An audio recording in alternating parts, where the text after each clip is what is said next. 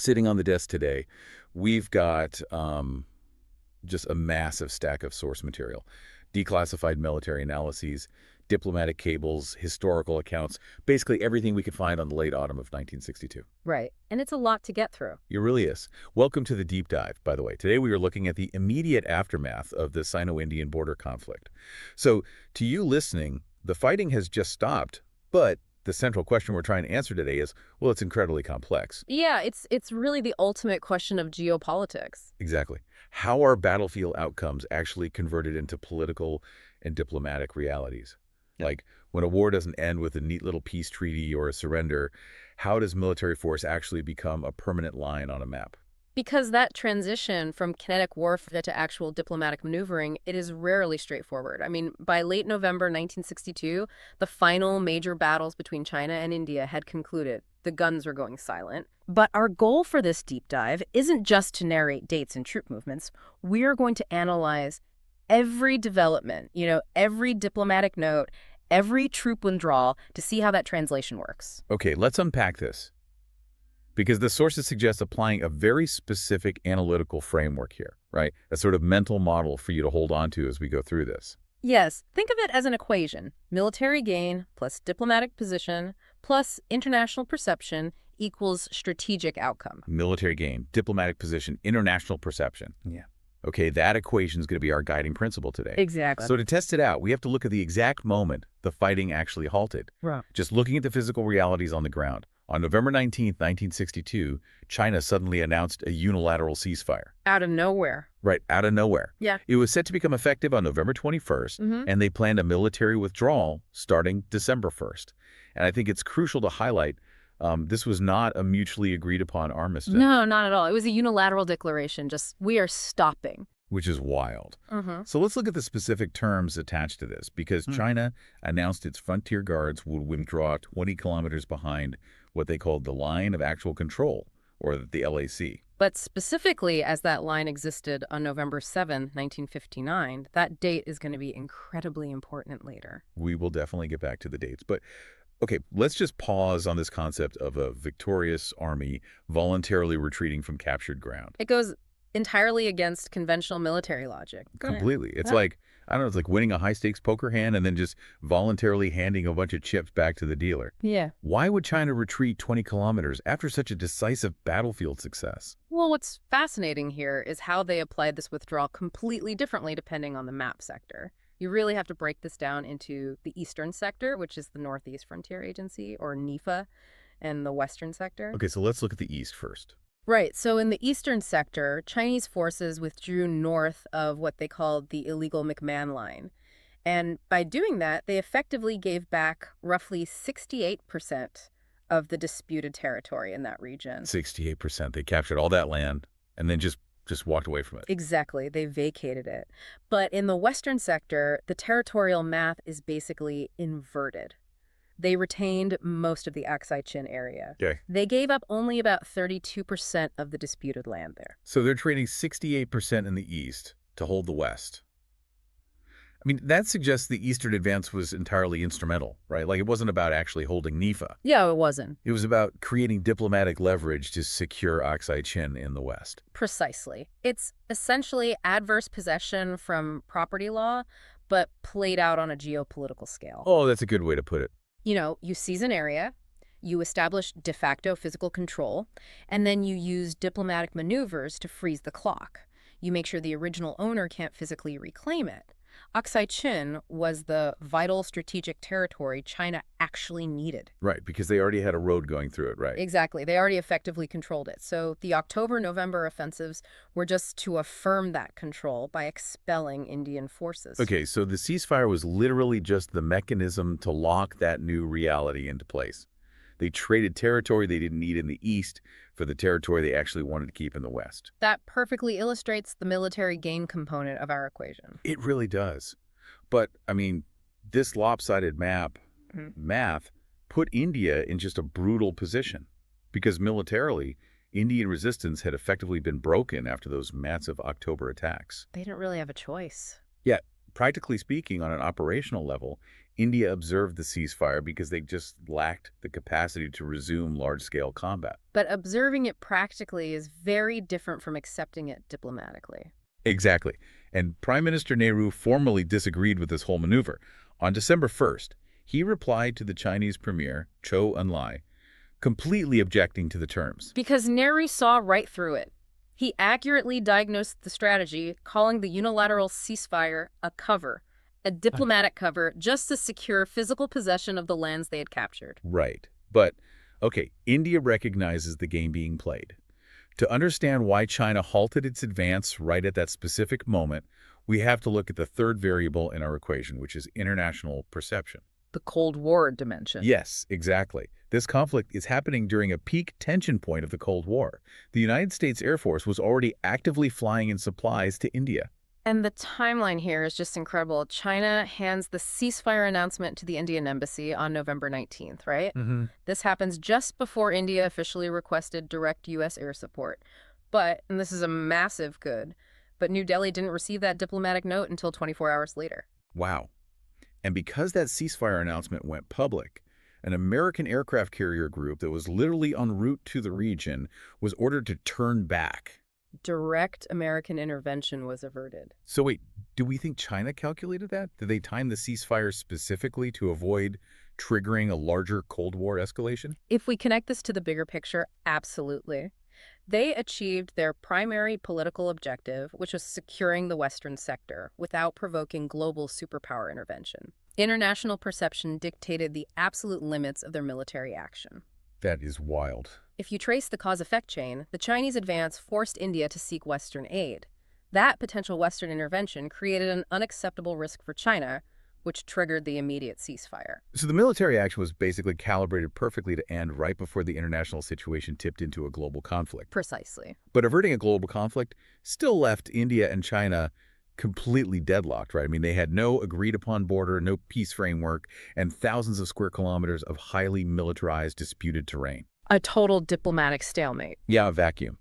And the broader international community, specifically the non-aligned nations, they felt compelled to step in. They were terrified the war was going to resume. Well, they felt incredibly vulnerable. You have to remember, a lot of Afro-Asian countries were deeply disillusioned by how this all played out. Because of India's non-aligned status. Exactly. India had spent years positioning itself as the leader of the non-aligned movement, standing apart from the U.S. and the Soviets.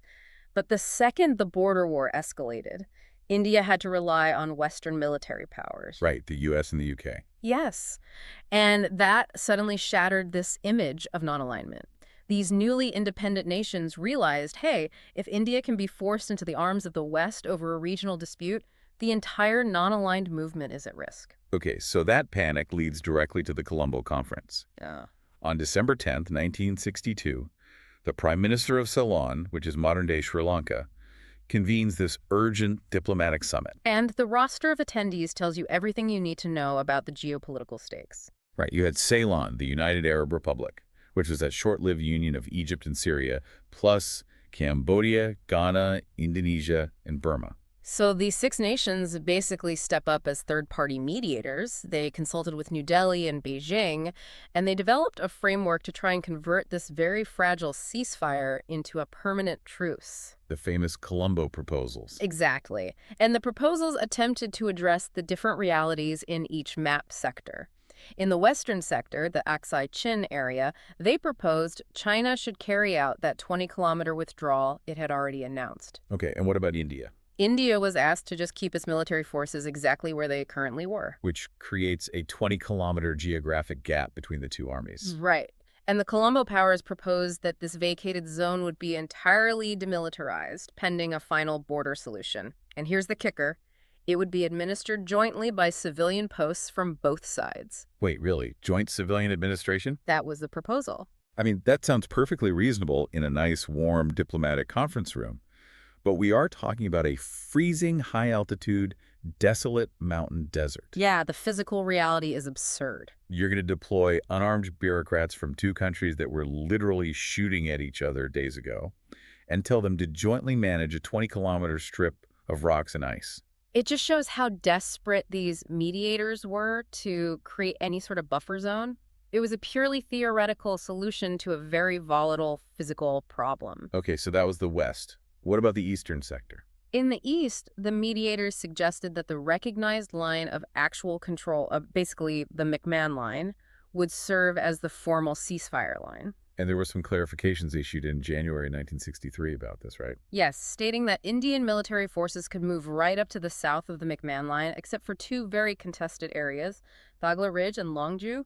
Those were left for future negotiation. Okay, let's put this into a matrix for you listening to compare how the two sides actually responded. Because India conveyed its acceptance of the Colombo proposals in their entirety. In toto, they agreed without any modifications. But China's position was much more conditional.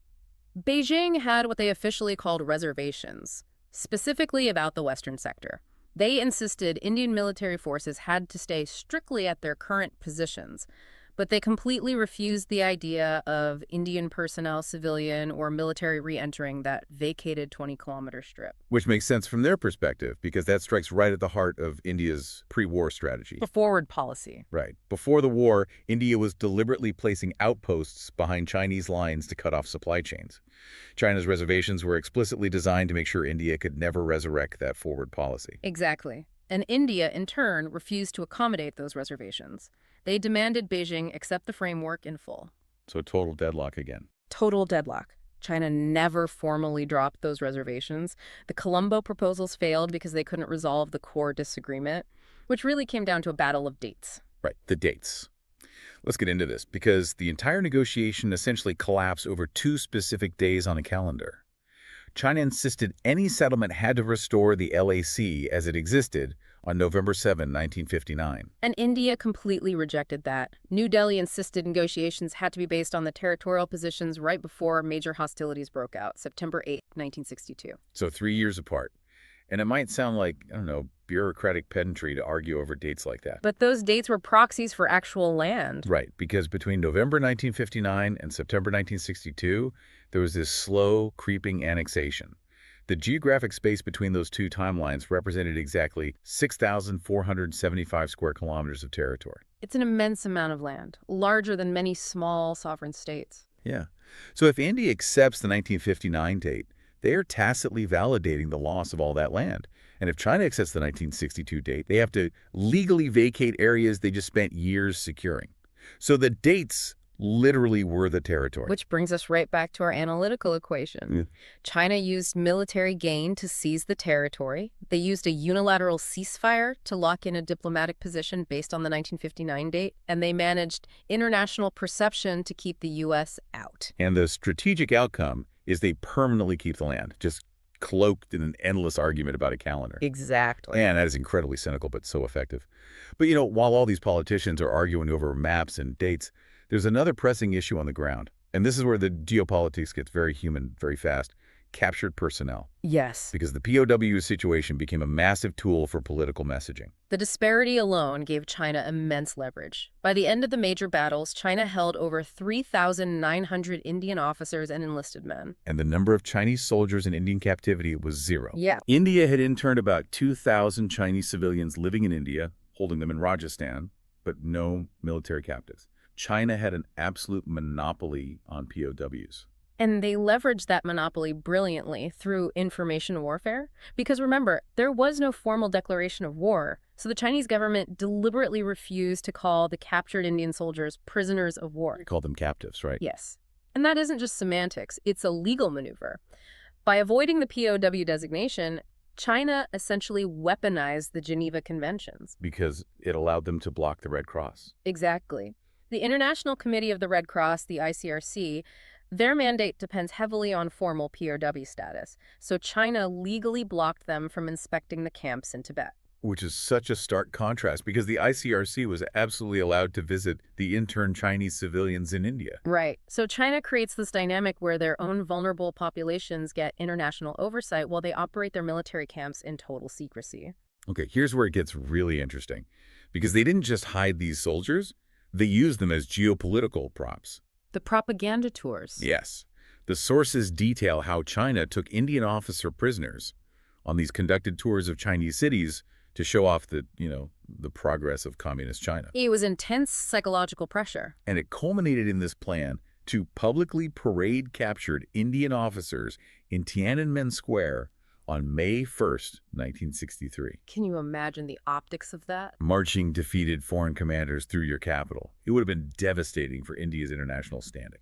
But that specific propaganda victory was denied, thanks to one man's resistance, Indian Brigadier J.P. Dalvi. He was the highest-ranking officer captured, right? Yes, and when he was confronted with this parade plan, the historical accounts show he just flatly refused. He unequivocally rejected it, and it basically forced the Chinese authorities to drop the entire idea. Wow. Good for him. So after that parade idea falls apart, China pivots. They start trying to project diplomatic magnanimity. They initiated a phased repatriation process, returning vehicles, weapons, and the soldiers.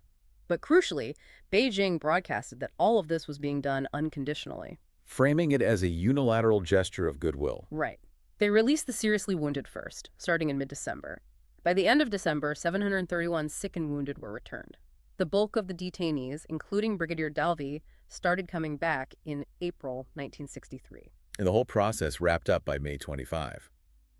But even the mechanics of the return were strained. Because communication was so gridlocked, they had to use the Red Cross organizations to facilitate it. India actually hoped the Colombo powers might mediate the return, but China rigidly insisted on dictating the terms themselves. They just needed to maintain control of the narrative from start to finish. Absolutely. Which brings us really to the long-term consequences of all this. If we synthesize everything we've talked about, the military pause, the failed Colombo mediation, the dates dispute, the POWs. The lasting outcome was just profound, entrenched diplomatic distrust. The border issue wasn't resolved at all. It was just suspended. And that suspension fundamentally altered India's defense posture. They realized diplomatic agreements with Beijing couldn't guarantee territorial integrity. So they increased support for Tibetan refugees in India and eventually raised an elite, Indian-trained Tibetan armed force to counter the threat. They knew the ceasefire was just a pause in an ongoing rivalry. Exactly. The unilateral ceasefire wasn't peace, it was just a new tactical reality. So, taking all this in, we've essentially seen a masterclass in modern geopolitics today. We saw how an invading force used a withdrawal to secure the exact terrain they wanted.